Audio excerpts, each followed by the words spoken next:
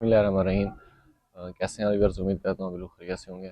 اچھا، ہم کچھ ویورز کا سوال تھا کہ ہم نے اپنے جو گریپس کا پودا ہے، انگور کے پودے ہیں، ان میں کسی بھی قسم کے فرٹیلائزر کا استعمال نہیں کیا۔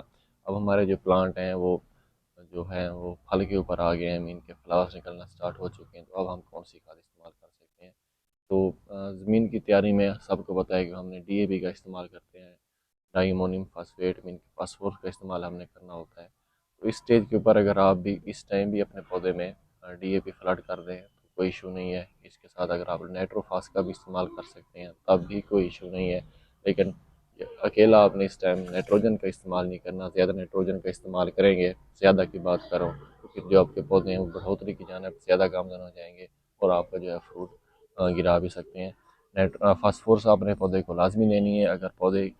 اگر فروٹ کا جو آپ کا پودا ہے آپ چاہتے ہیں کہ وہ پھل نہ گرائے تو آپ نے نائٹروجن کا استعمال فاسفورس کا استعمال لازمی کرنا ہے۔ اس میں کچھ حد تک آپ لوگ نائٹروجن کا استعمال بھی کر سکتے ہیں، اور پانی کا جو ہے وہ بھی آپ نے اچھی طرح خیال رکھنا ہے، زیادہ پانی بھی